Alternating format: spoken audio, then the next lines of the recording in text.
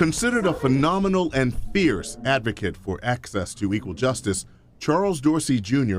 built a reputation in Maryland and across the nation. The poor were a special set of beneficiaries for Charlie. Charlie protected them zealously and very successfully for many years.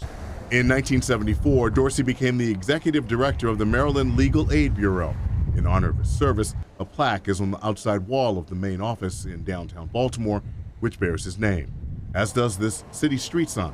Some of the projects he took on were doomed, and he proved me wrong, I'm happy to say. For more than 2 decades, Dorsey served as director. He helped expand legal services across the state for people who could not afford attorneys.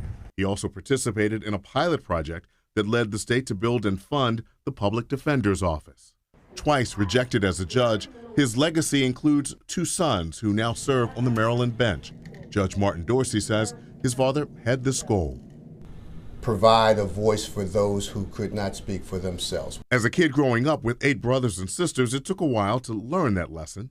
It wasn't until I became interested in the practice of law, going to law school, that I fully was able to appreciate exactly what he did, not only as an attorney, but also as an individual in helping others. Older brother Charles Dorsey III, recently appointed judge, says his father preached about the dignity of everyone.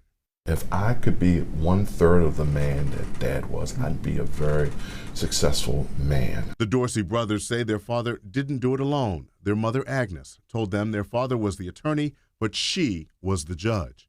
I've learned from my mother how to be fair and equitable. Barry Sims, WBAL-TV, 11 News.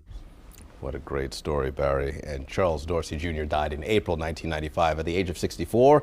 As a tribute to his commitment to improving legal access for low-income people, several organizations have established awards in his name, including the American Bar Association and the National Legal Aid and Defender Association.